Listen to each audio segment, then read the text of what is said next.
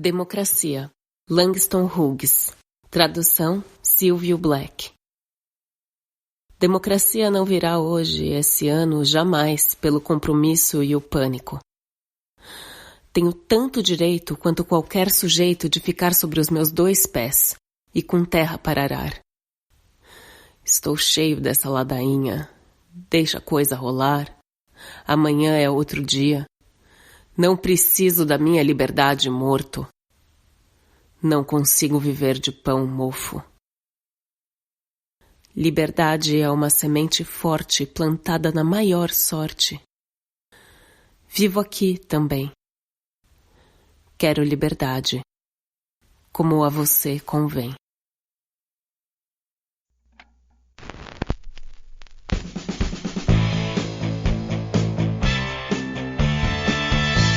Olá, esse é o podcast Filosofia Pop. Eu sou Murilo Ferraz e aqui comigo está o Marcos Carvalho Lopes. Hoje a gente recebe novamente a professora Suzana de Castro, que é doutora em Filosofia e professora da Universidade Federal do Rio de Janeiro. Ela é também coordenadora do Laboratório Antígona de Filosofia e Gênero. A professora Suzana já participou com a gente do episódio número 9, sobre feminismo, e do episódio número 46, sobre Aristóteles. Esse é o nosso episódio número 62 e hoje falamos sobre democracia. Nesse episódio nós temos os textos Democracia, de Langston Hughes, Onde a Mente é Livre de Medo, de Rabindranath Tagore, e Mineirinho, de Clarice Lispector, todos interpretados pela atriz Maria Elisa. O podcast Filosofia Pop está pausado por um período para a gente resolver algumas questões pessoais. Mas mesmo assim, a gente não podia ficar calado diante dessa ameaça que se apresenta à democracia do nosso país. Em 2019, se tudo der certo, nós vamos voltar a lançar novos episódios quinzenais. Assine o nosso podcast no aplicativo do Google para a gente ganhar mais destaque na plataforma. Assine o nosso canal no YouTube, youtube.com/filosofiapop. Siga a gente no Twitter, @filosofia_pop. E curta nossa página no Facebook, facebook.com/podcastfilosofiapop, tudo junto. Você também pode mandar um e-mail para a gente no contato@filosofiapop.com.br. O Filosofia Pop também está disponível no Deezer e no Spotify. Assine nosso feed no seu celular para receber os episódios assim que eles forem lançados. Se você não sabe como fazer isso, vem com a gente que tem um guia lá no site explicando. O Filosofia Pop é um podcast que aborda a filosofia como parte da cultura. Vamos então para a nossa conversa sobre democracia? Onde a mente é livre de medo. Rabindranath Tagore. Tradução Cláudia Santana Martins, em 100 Grandes Poemas da Índia. Cadernos de Literatura em Tradução, USP, volume 19, 2018. Onde a mente é livre de medo e a cabeça se mantém erguida. Onde o conhecimento é livre. Onde o mundo não foi retalhado em fragmentos por estreitas paredes domésticas. Onde as palavras emergem das profundezas da verdade. Onde o esforço incansável estende os braços em direção à perfeição. Onde o rio claro da razão não perdeu o rumo nas tristes areias desertas dos hábitos estagnados. Onde a mente é impelida por ti, rumo ao pensamento e à ação cada vez mais amplos. Nesse paraíso de liberdade, Pai, permita que meu país desperte.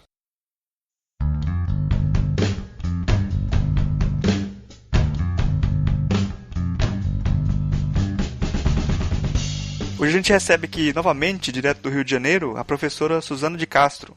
Ela é doutora em filosofia, é professora da Federal do Rio de Janeiro, e ela já participou aqui com a gente do episódio número 9 sobre feminismo e do episódio 46 sobre Aristóteles. Lá no episódio 9 tem mais uma apresentação lá sobre ela, que ela fala mais sobre a trajetória dela e tal. Bom, hoje a gente vai falar sobre democracia, até como uma interrogação, assim, né, sobre o que a gente está falando. Eu começo perguntando para a professora Suzana o que está em jogo nessas eleições. Bom, está em jogo, acho que muita coisa, né? Eu acho que é um candidato que se recusa a debater suas ideias é um precedente que, para mim, é de um nível de discussão muito, muito baixo. Então, a gente tem hoje 2 candidatos, um que representa a extrema-direita e um outro que representa os setores progressistas desse país, mais à esquerda, principalmente eu chamo a atenção dos apoios que ele tem, o Haddad, que é PSB, PSOL e o apoio crítico do PDT. E ele é um candidato do PT e um candidato do PSL. O candidato do PSL é um deputado federal que tem há 28 anos na Câmara dos Deputados, né, e não teve nenhuma expressão política. Ele pertence àquilo que a gente conhece como baixo clero. É uma pessoa que nunca teve uma emenda sua aprovada, sempre teve um discurso de extrema-direita. A gente pode acompanhar a trajetória dele pelos vídeos que são veiculados pelo Facebook. São coisas assim que você fica ouvindo uma pessoa que defende a tortura, uma pessoa que diz que a ditadura matou pouca gente, que tinha que ter matado mais. É uma pessoa que fala para uma outra colega que ela não merece ser estuprada, e por aí vai. Esse discurso dele de extrema-direita sempre o proporcionou um novo mandato, né? Porque existia esse filão que o elegia.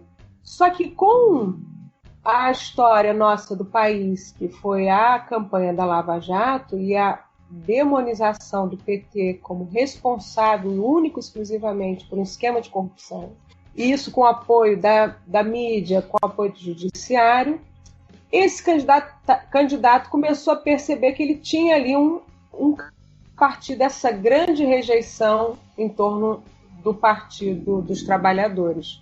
E aí essa é a realidade que a gente está vendo, né? Nesse último mandato dele, que é a fase do Temer, né? Que é o pós-golpe de 2016, o Temer começa então, que era a tal chamada ponte para o futuro, né? Um vice que não tem mandato começa a querer fazer uma remodelação do país a partir de reformas, né? Reformas trabalhistas, reforma da Previdência, e ele sempre votou contra os trabalhadores. Isso está bem claro.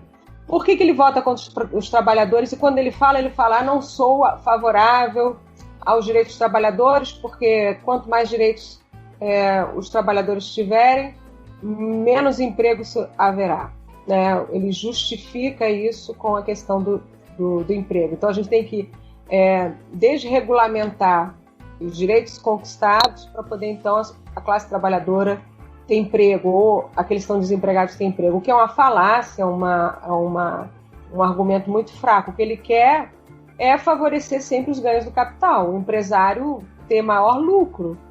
Então é essa situação. Ele teve essa expressiva votação no primeiro turno, muito em função do uso que ele faz dessa máquina eleitoral, como está sendo hoje o Partido dos Trabalhadores tem a convicção de que há uma grande fraude eleitoral. Isso está sendo provado com a história das fake news. E tá aí, o TSE o Tribunal Eleitoral provavelmente não vai impugnar a candidatura dele. E isso causa muito espanto. Então, para concluir essa primeira questão, o que é o mais espantoso é que a gente vive num momento da nossa vida democrática em que a própria democracia está em jogo. Está em jogo porque você pode ter um resultado eleitoral que é feito em cima de fraudes na manipulação do eleitorado. O eleitorado ele é constantemente bombardeado com informações falsas sobre o candidato, no caso do Partido dos Trabalhadores. Essas informações falsas são veiculadas com uma velocidade muito grande, usando os mecanismos das redes sociais, sem que se procure coibir isso. Pelo contrário, o que a reportagem da Folha de São Paulo mostra é que isso foi pago pelos empresários, uma vaquinha que configura a Caixa 2. E a conclusão que eu chego é essa: nós não vamos viver numa situação fácil caso esse candidato venha a ser eleito de uma maneira fraudulenta, né? Veiculando informações falsas sobre o outro candidato. E isso tem coloca em impasse a própria democracia. Então, a partir do momento que isso não é objeto de uma discussão séria no TSE e a impugnação desse candidato não é feita, todas as campanhas no mundo inteiro que usarem desse mecanismo, como parece que Trump usou também, a democracia acabou. Isso que é a minha conclusão, porque você não vai ter... O resultado eleitoral não expressa uma opinião do leitor balizada. Uma opinião que o leitor pode votar na extrema-direita, mas ele vota na extrema-direita porque ele teve as informações pela via ordinária, porque ele ouviu o candidato debater com outro candidato, expor suas ideias, e essa eleição, então, se configura como sendo um voto válido. Mas se eu não tenho a exposição das ideias dos candidatos, não tenho a possibilidade de debate, confronto das propostas, dos planos de governo, e eu ainda sou invadido com informações falsas sobre outro candidato, aí a minha situação, eu acho que a democracia acaba. Professor, a gente também tem uma coisa interessante na eleição, que o Bolsonaro representa a herança da ditadura também, né? Então é uma combinação estranha entre o discurso liberal e o discurso militar também, né? Como é que a senhora vê essa participação dos militares na política? Hoje soltaram um vídeo que é do final do primeiro turno, em que o Flávio Bolsonaro afirma que se o Supremo cassasse a candidatura do pai dele, é necessário só um cabo e um soldado para fechar o Supremo, porque o Supremo não tem poder nenhum, né? Poder militar, e ninguém vai para a rua para defender o Supremo. Então, parece que uma ameaça de golpe militar está mesmo nas palavras das pessoas, né? Essa questão do golpe militar, eu não sei, não tenho condição de avaliar até que ponto as Forças Armadas realmente apoiam o Bolsonaro, né? Ou esse candidato. Eu não acho que isso esteja claro. Ele várias vezes desmentiu o vice dele, o Mourão, né, quando ele disse que ia acabar com o 13º, aí ele deu aquela entrevista que ele disse, não, caso eleito formos, quem vai mandar sou eu, apesar dele ter uma patente superior. Então, não sei, essa relação para mim não está muito clara. Agora, é evidente, isso foi uma fala do Vladimir Safatli, inclusive, que eu ouvi, é evidente que nós estamos tendo um acerto de contas com o nosso passado da ditadura militar.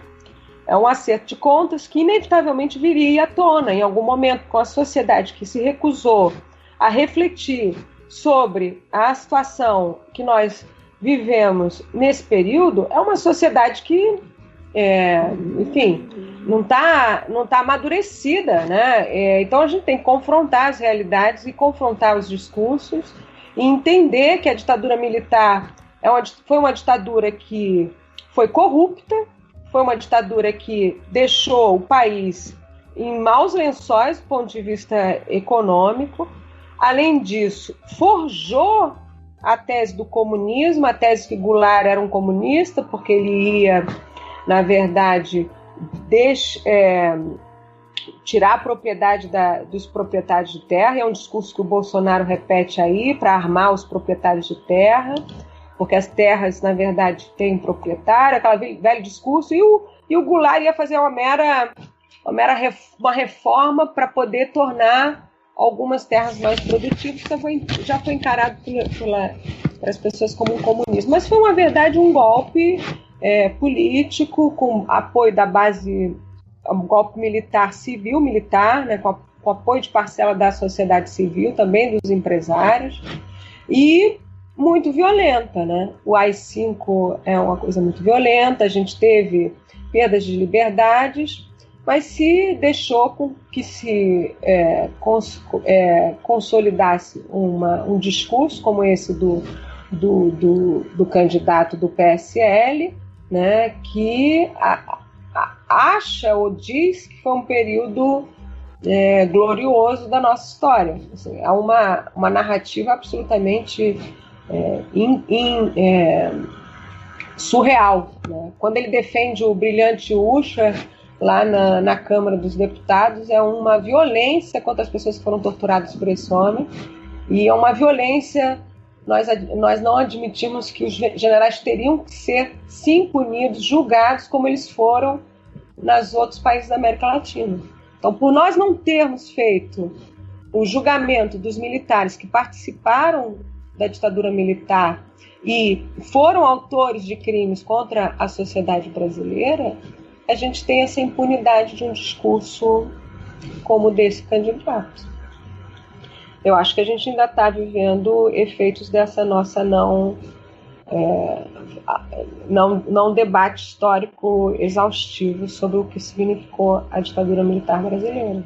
Você falou sobre essa questão das fake news, das notícias falsas contra o candidato do PT, e parece que assim, hoje elas estão sendo disseminadas pelas redes sociais, mas parece que desde da eleição do Trump, do Brexit lá no Reino Unido, não é só uma mera disseminação de notícias falsas pelas redes sociais. Tem uma estrutura montada que vem sendo usada no mundo inteiro, em alguns lugares, de tratar de você capturar dados das pessoas na internet, tratar esses dados, segmentar esse público das mídias sociais em alguns perfis que você acredita que são mais suscetíveis, e aí fazer essas notícias falsas, esses memes, essas coisas, direcionadas para as pessoas que têm um perfil que você acha que vai ser mais fácil de você manipular. Assim, é uma estrutura muito maior do que simplesmente você só disseminar essas notícias falsas pela mídia social, né? Uma coisa bem direcionada para maximizar o potencial de manipulação das pessoas, assim, né? De você poder influenciar essas pessoas e criar uma histeria até, assim, com notícias falsas, com invenções, que você acaba desacreditando também também a mídia não ajuda nisso, né? Desacreditando a própria estrutura de mídia, da mídia hegemônica, da mídia tradicional, que é melhor falar tradicional, colocando como se a mídia tradicional que tivesse inventando as coisas, né? O discurso deles é meio que isso: tudo que vem da mídia tradicional é fake news, e o que eles divulgam de coisas falsas por todos os lugares é o que a mídia não mostra, né? Então fica assim um cenário, parece que de confusão, né? De você fazer essas coisas na confusão para poder ter criar o salvador ali, né? E aí como que a gente pode sobreviver desse cenário, assim? Como que a gente pode lutar contra isso, ou não tem como? Como você vê esse cenário, assim? Eu tô um pouco até desesperançoso, eu acho. Né? Parece que nós chegamos nessa era que o Snowden já anunciava, né? O Snowden, ele participava desse sistema de informação do serviço lá de informação, acho que da NSA, não sei o nome da agência que ele trabalhava, e ele via como essa manipulação de dados ela era um fato, né? A gente está vivendo essa loucura, né? Realmente, nós não podemos hoje, né, deixar de publicar nos blogs. Esse podcast que vocês fazem é muito importante. Os blogs com mais análise, e os jornais como o The Intercept e os outros, o El País, a gente só vai ter acesso a essas informações realmente através da internet. Então tem um lado positivo, que é o lado ser um mecanismo de fonte de informação mais crítica, de informação mais detalhada, num certo momento que nos ajudou a confrontar essa informação mastigada, tipo Jornal Nacional, que também escolhe a sua pauta muito bem para poder também manipular um pouco as mentes e os corações das pessoas. Então, num primeiro momento, a internet ela é libertária porque ela permite a você veicular uma informação muito mais consistente, muito mais crítica, muito mais detalhada do que a mídia oficial televisiva, ou mesmo dos jornais impressos. Porque a mídia televisiva dos canais abertos é totalmente comercial, os interesses são absolutamente antagônicos aos interesses que nós, que trabalhamos com compromisso com a formação de um pensamento crítico, temos. Então, qualquer pessoa que vê mídia em canal aberto sabe que ali tem informação passada sem um aprofundamento necessário, né? Sem a exposição do contraditório, é sempre um posicionamento. Você liga a Rede Bandeirantes, o Jornal da Rede Bandeirantes, o Jornal Nacional, são todos veiculam o mesmo posicionamento, mesmo editorial.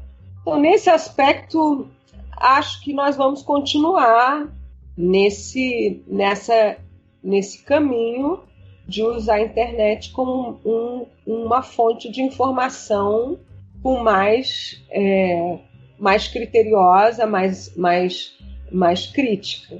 A gente não vai ter outra fonte. Agora, o outro aspecto da sua fala é esse, né? Ao mesmo tempo, cada vez que nós entramos e clicamos e, né, estamos fornecendo informação, não se sabe como se tem acesso a essas informações. É evidente que a Google, o Facebook, eles vendem isso a um preço que nós não sabemos o tamanho, mas eles vendem essas informações dos nossos perfis para essas agências, agências que hoje oferecem os seus serviços para qualquer candidato que queira ganhar umas eleições, porque eles vão saber, então, como manipular a opinião pública, né, das pessoas, usando o perfil que elas aparentam ter a partir das escolhas de matéria, né?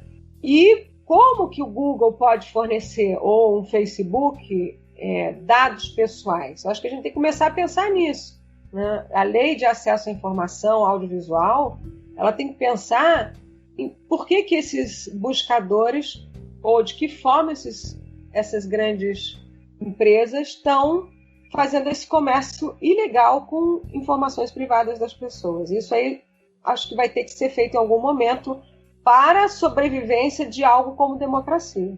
Se isso ainda é possível, né? De qualquer forma, eu concordo com você que é muito, muito complicado, né? Pensar que nós somos tão vulneráveis a isso. Mas, assim, só para concluir, nós que somos da área acadêmica e temos um compromisso com a informação, digamos, mais crítica, a gente tem que continuar nosso trabalho de formiguinha, que é o trabalho de buscar formar gerações que não aceitem esse tipo de manipulação, não aceitem na medida que é possível não aceitar. Eu acho, professora, que nesse caso aí, parece que a formação do Murilo até qualifica ele melhor para falar sobre o assunto. A gente que está vindo da filosofia acaba ficando um pouco atônito com esse mundo baseado nos dados, no roubo dos dados, né?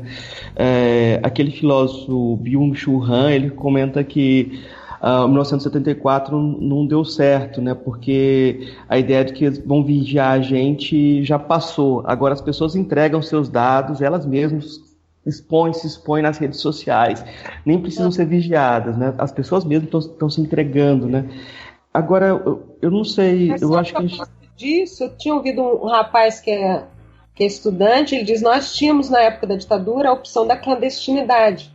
Hoje também do nosso lado, que é desse campo mais que eu estou chamando de progressista e crítico, que busca uma sociedade mais justa, né?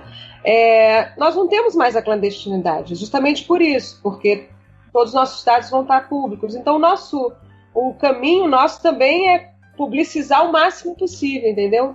Não tem como fugir disso. Tornar público também tudo, entendeu? Não vai ter como escapar disso. O Byung-Chul Han tem uma imagem que o terço que as pessoas rezavam iam dormir rezando o terço, hoje isso foi substituído pelo celular, né? Que as pessoas se deitam com o celular buscando transcendência, né? E eu acho que essas fake news, esse tipo de informação falsa, dá também uma identidade para as pessoas. Isso é muito complicado, né? Porque produz essa autocriação de um acesso direto à informação, e já tem estudiosos falando até que essa tática que o Bolsonaro usou, que o Trump usou, é uma tática militar, né? Porque ele tinha menos espaço na mídia formal, na televisão, e então ele aparece desestabilizando todas as mídias e até gera o discurso, o atrito entre os pares. Por exemplo, quando ele desautoriza o ministro dele, desautoriza o filho dele, ele cria uma dissonância cognitiva. As pessoas vão ficar confusas e vão confiar mais ainda nele, né? Como se o Trump faz muito bem isso, né? De repente todo mundo está errado e a única palavra de salvar está muito bem instruído. Mas eu queria comentar sobre outra coisa, porque eu acho que a gente se assusta quando vê pessoas apoiando qualquer candidato que celebra a tortura, e isso já é muito assustador. Mas o discurso que o Bolsonaro faz sobre as questões de gênero, de minorias, o discurso de ódio, parece que está promovendo um tipo de banalização da violência, um tipo de ameaça que nos afeta no cotidiano, né? Eu queria que você comentasse um pouco sobre isso. É um momento que a gente vive desse discurso dele, todos pelo Brasil, né? Todos, a pátria grande. Nós somos, é um nacionalismo que se cola nessa fala da extrema-direita, que é independente das nossas identidades particulares, independente de você ser mulher, independente de você ser negro, independente de você ser homossexual, independente de você ser gay, independente de você ser lésbica, independente de ser isso, aquilo, nós somos brasileiros, né? Aí quando ele diz nós somos brasileiros, ele acha que ele está dando conta de todas as questões, ou ele quer que as pessoas, todas as pessoas se reconheçam, acima de tudo, como patriotas, né? Esse é o discurso dele que ele veicula. Mas é evidente que ele está se contrapondo às lutas identitárias que nós temos tido, né, ganhando espaço na última década no Brasil, graças aos governos do PT. Então, as políticas identitárias, elas ganharam apoio com as cotas nas universidades, né, com as ações afirmativas de uma maneira geral, com as políticas de proteção às chamadas minorias, com mais do que políticas de proteção, com também o reconhecimento, né, que o termo é mesmo reconhecimento, dos direitos. Então, eu acho que a gente está, né, nesse impasse. Eu não estou dizendo que o Bolsonaro vai ganhar, eu acho que esse resultado a gente não tem.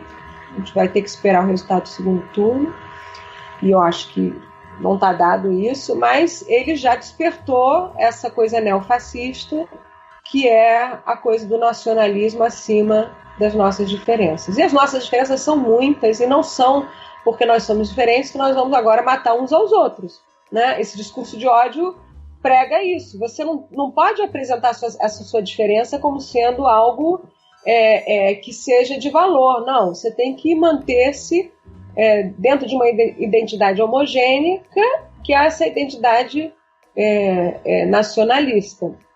E é claro que as violências contra a mulher, as violências, né, contra sexualidades divergentes dessa heteronormatividade, é claro que a violência contra as minorias raciais, ela é justificada por esse discurso macro do nacionalismo.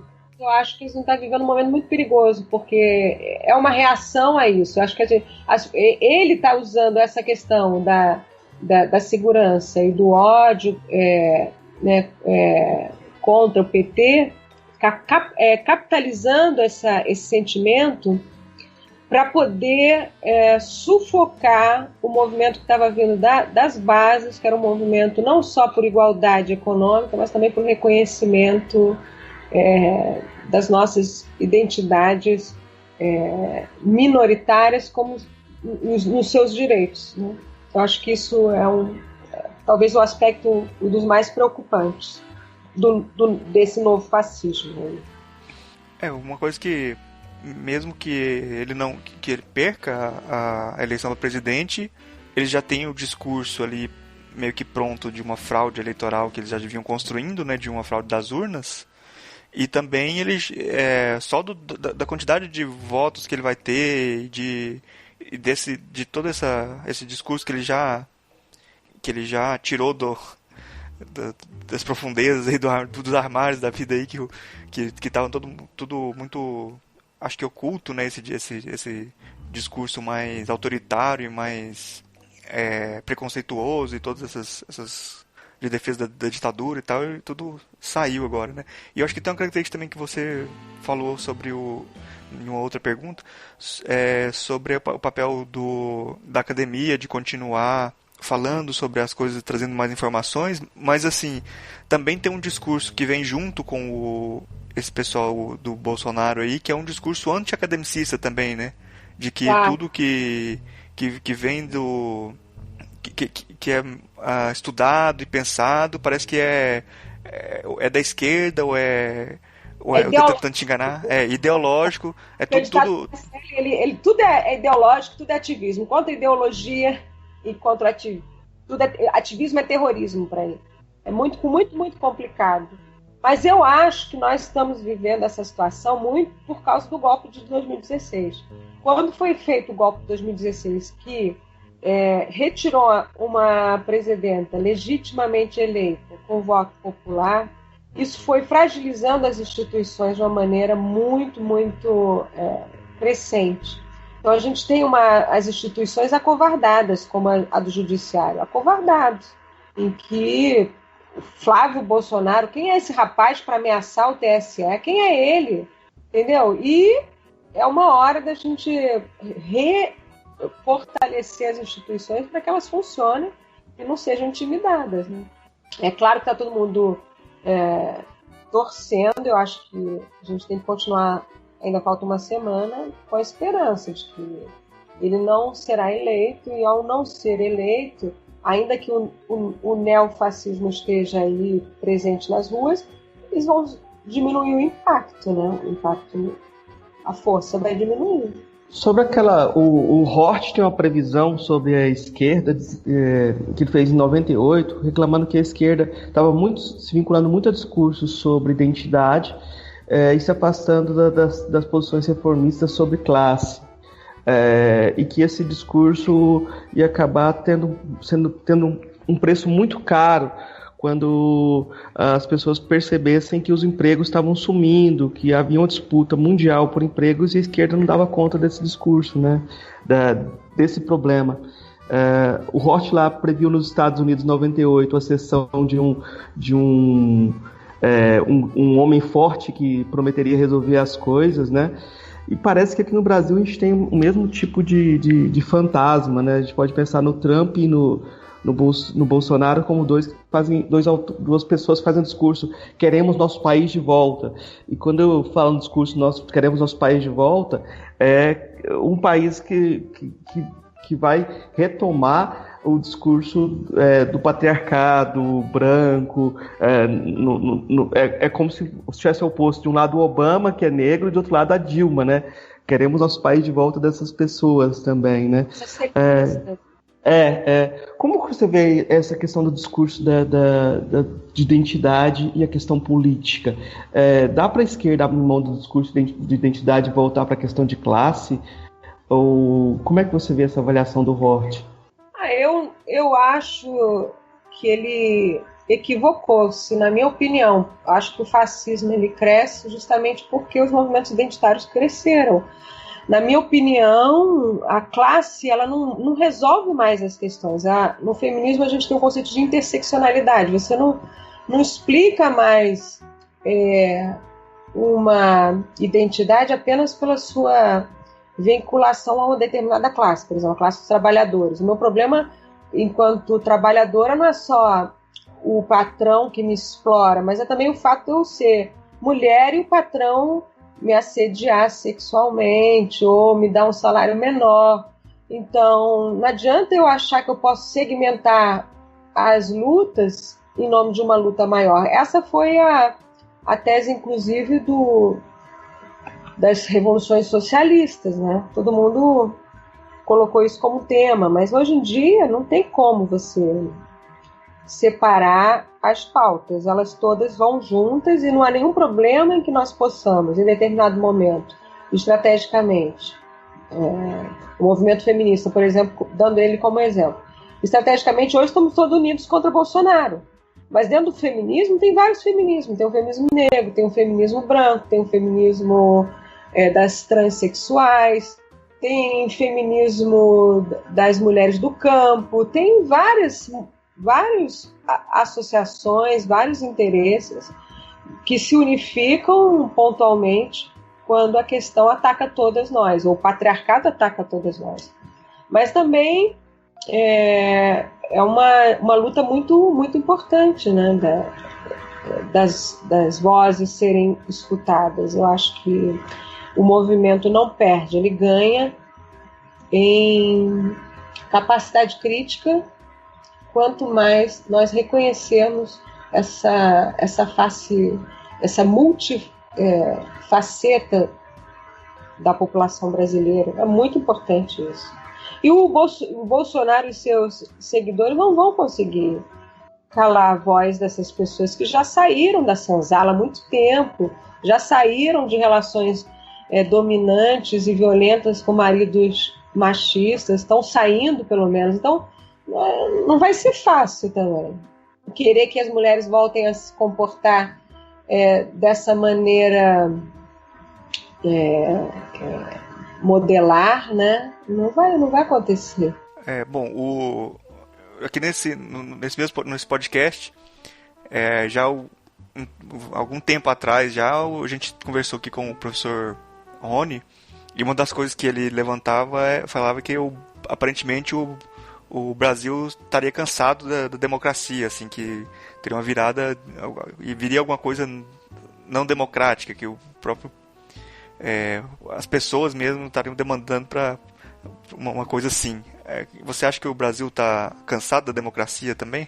Eu respeito e gosto muito do Rony. Ele tem muitas posições polêmicas, né? E é bom as posições polêmicas que ele traz, mas eu discordo completamente dele. Eu acho que nós não estamos cansados da democracia. A gente viveu muito pouco da democracia, entendeu?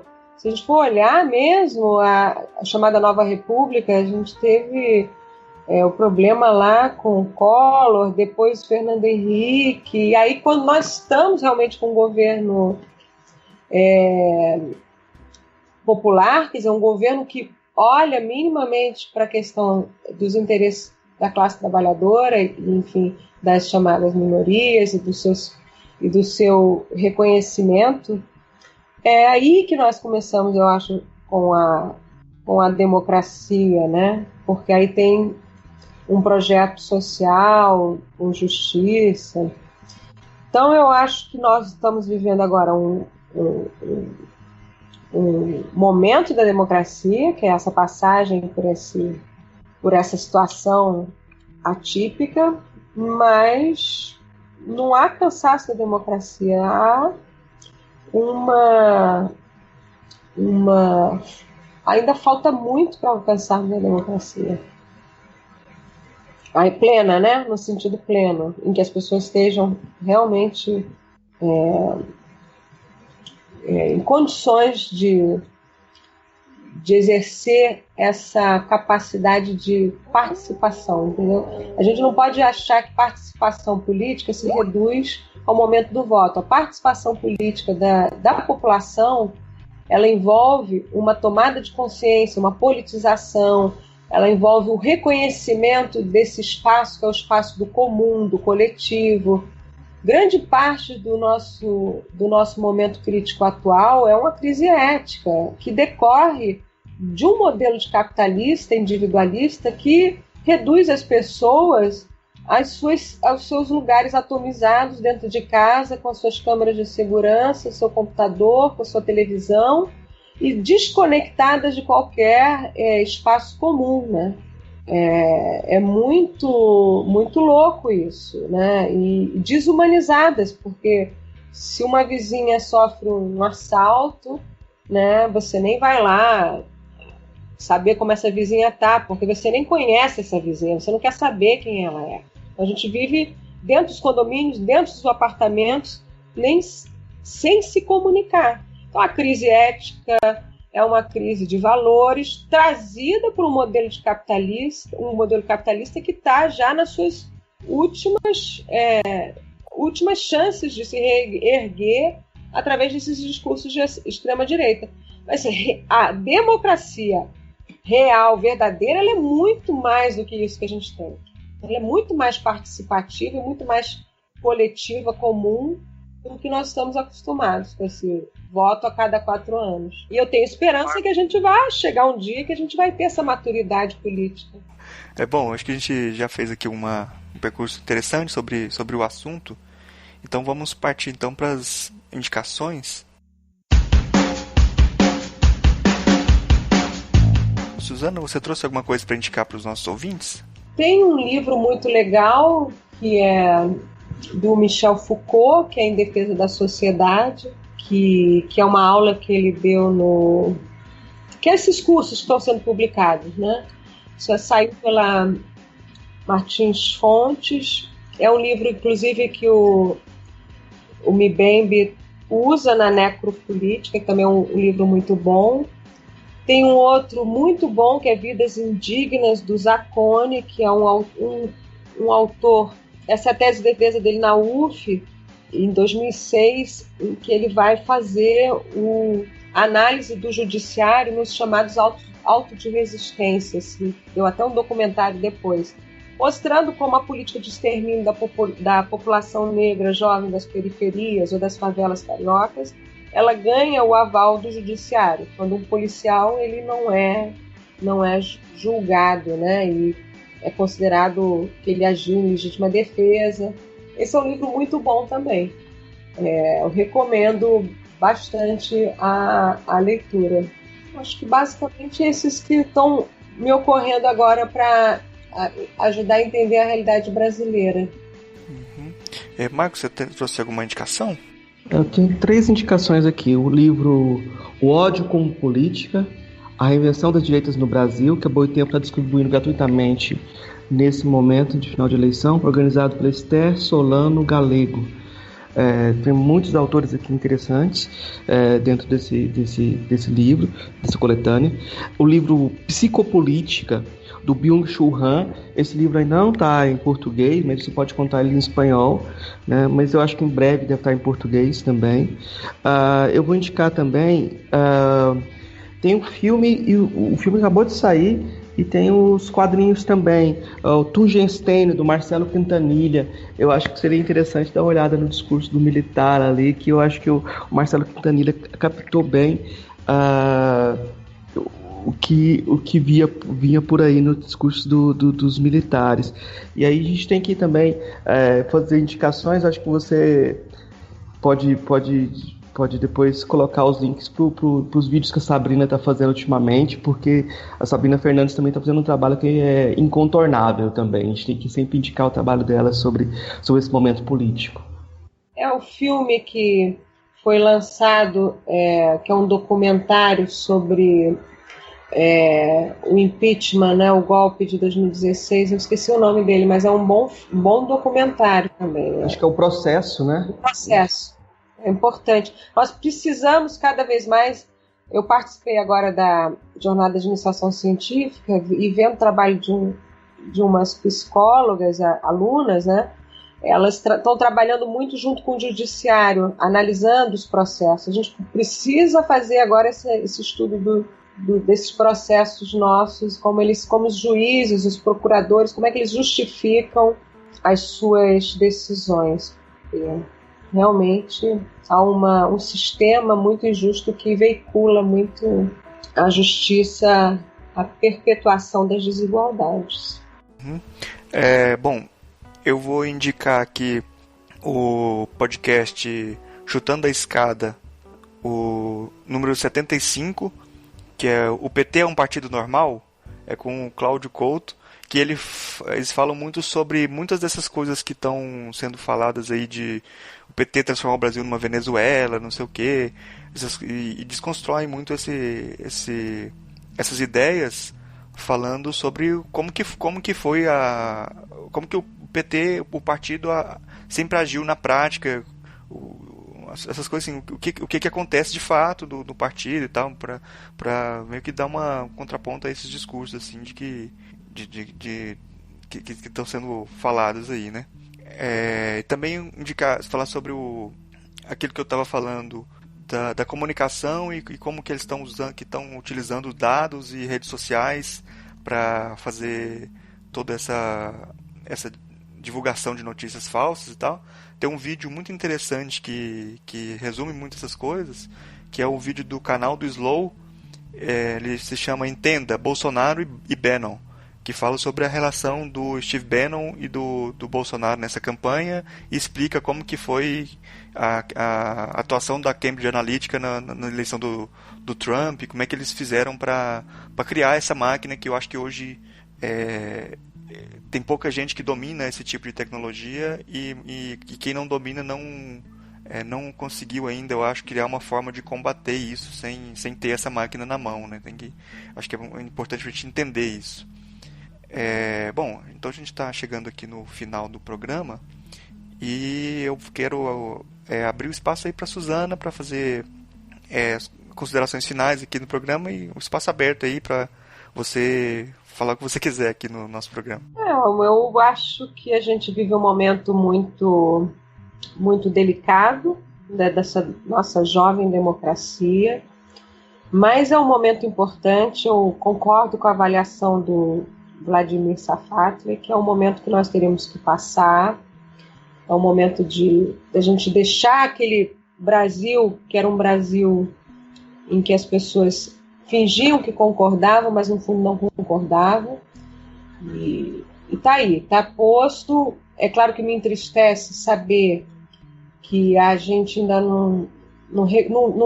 a maioria da população não está percebendo essa situação como sendo uma situação em que o seu voto está sendo manipulado por esses dados que a gente já informamos aqui falando, mas é inevitável que a gente passasse por isso. Eu julgo que até a mídia tradicional, com exceção de alguns, claro, que são mais reacionários, talvez passe por uma reflexão sobre seu papel e perceba que não cumpriu a tarefa que é a razão da sua concessão, que é a tarefa educacional, informativa.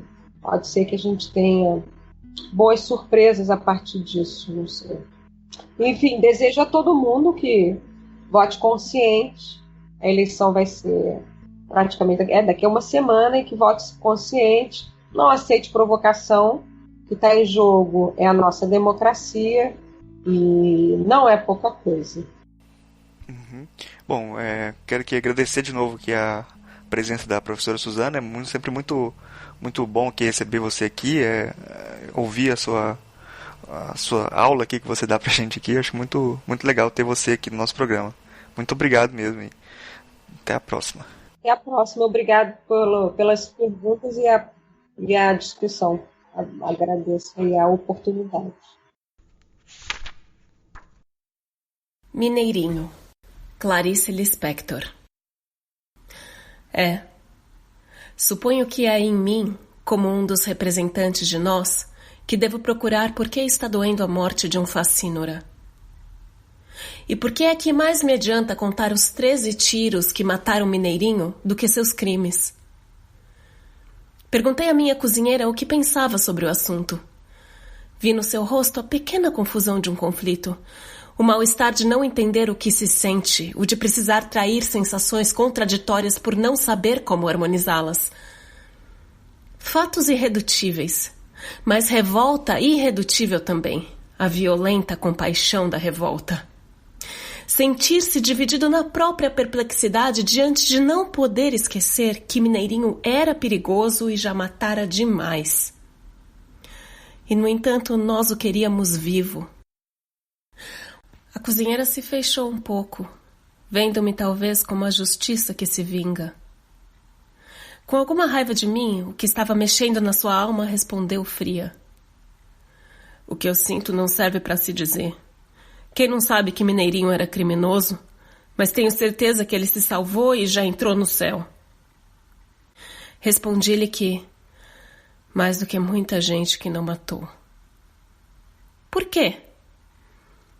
No entanto, a primeira lei que protege corpo e vida insubstituíveis é a de que não matarás. Ela é a minha maior garantia. Assim não me matam porque eu não quero morrer, e assim não me deixam matar, porque ter matado será escuridão para mim. Esta é a lei. Mas se há alguma coisa que se me faz ouvir o primeiro e o segundo tiro com um alívio de segurança, no terceiro me deixa alerta, no quarto desassossegada, o quinto e o sexto me cobrem de vergonha. O sétimo e oitavo eu ouço com o coração batendo de horror. No nono e no 10º minha boca está trêmula. No 11º digo em espanto o nome de Deus. No 12º chamo o meu irmão. O 13º tiro me assassina. Porque eu sou o outro. Porque eu quero ser o outro. Essa justiça que vela meu sono, eu a repudio, humilhada por precisar dela. Enquanto isso, durmo e falsamente me salvo. Nós, os sonsos essenciais. Para que minha casa funcione, exijo de mim como primeiro dever que eu seja sonsa, que eu não exerça a minha revolta e o meu amor, guardados. Se eu não for sonsa, minha casa estremece. Devo ter esquecido que debaixo da casa está o terreno, o chão onde a nova casa poderia ser erguida. Enquanto isso dormimos e falsamente nos salvamos, até que 13 tiros nos acordam, e com horror eu digo tarde demais. 28 anos depois que Mineirinho nasceu, que ao homem acuado, que a esse não nos matem.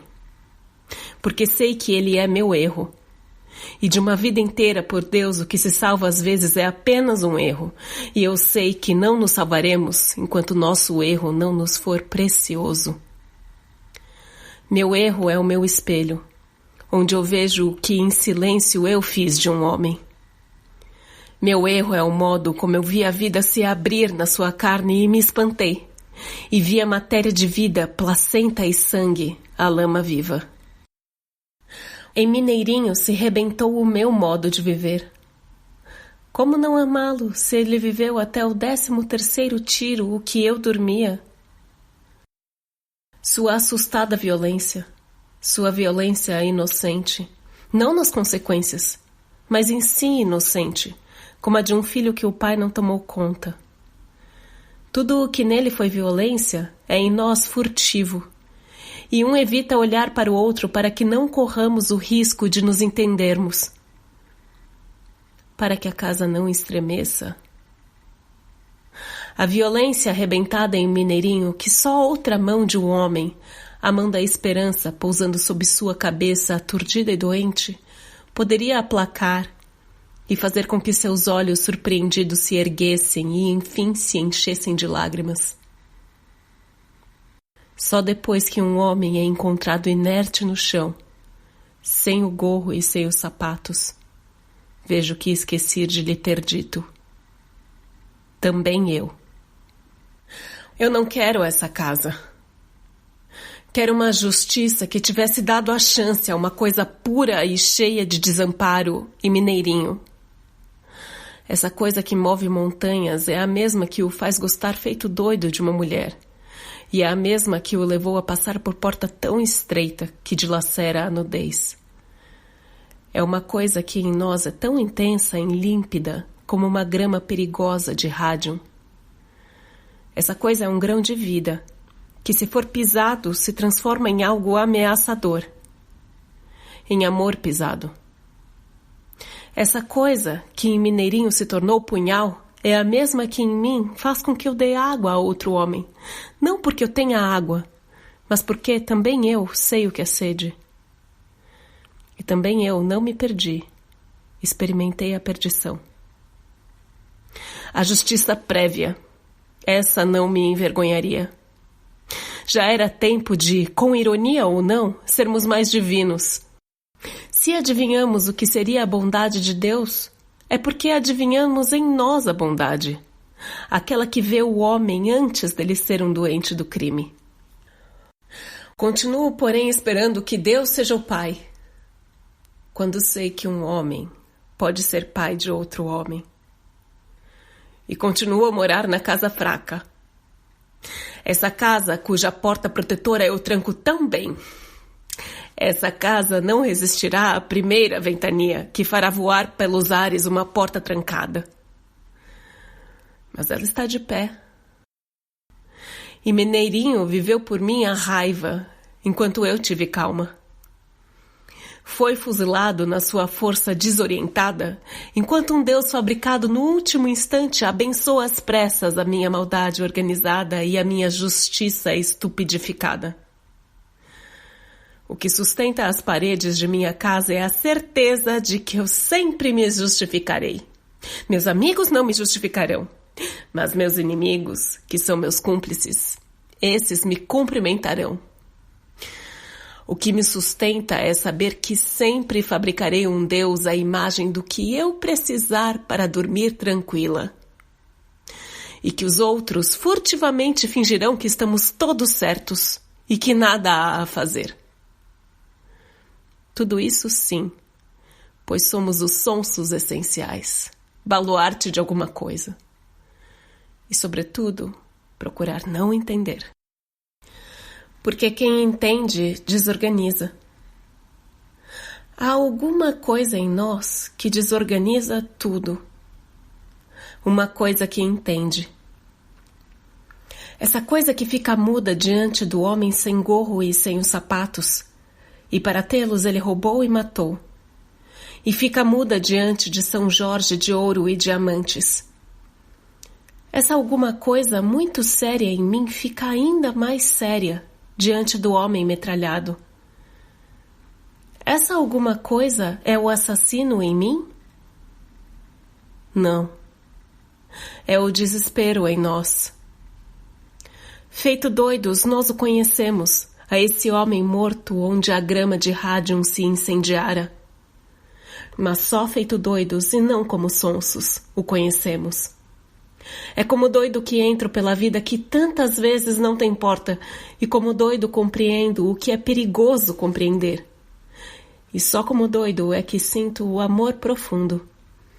Aquele que se confirma quando vejo que o rádium se irradiará de qualquer modo, se não for pela confiança, pela esperança e pelo amor. Então, miseravelmente, pela doente coragem de destruição. Se eu não fosse doido, eu seria 800 policiais com 800 metralhadoras, e esta seria a minha honorabilidade. Até que viesse uma justiça um pouco mais doida.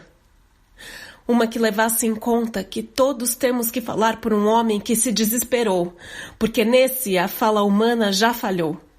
Ele já é tão mudo que só o bruto grito desarticulado serve de sinalização. Uma justiça prévia, que se lembrasse de que nossa grande luta é a do medo, e que um homem que mata muito é porque teve muito medo. Sobretudo, uma justiça que olhasse a si própria e que visse que nós todos, lama viva, somos escuros. E por isso, nem mesmo a maldade de um homem pode ser entregue à maldade de outro homem, para que esse não possa cometer livre e aprovadamente um crime de fuzilamento. Uma justiça que não se esqueça que nós todos somos perigosos. E que na hora que um justiceiro mata, ele não está mais nos protegendo, nem querendo eliminar um criminoso. Ele está cometendo o seu crime particular, um longamente guardado. Na hora de matar um criminoso, nesse instante está sendo morto um inocente. Não. Não é que eu queira o sublime, nem as coisas que foram se tornando as palavras que me fazem dormir tranquila. Mistura de perdão, caridade vaga. Nós que nos refugiamos no abstrato. O que eu quero é muito mais áspero e mais difícil. Quero o terreno.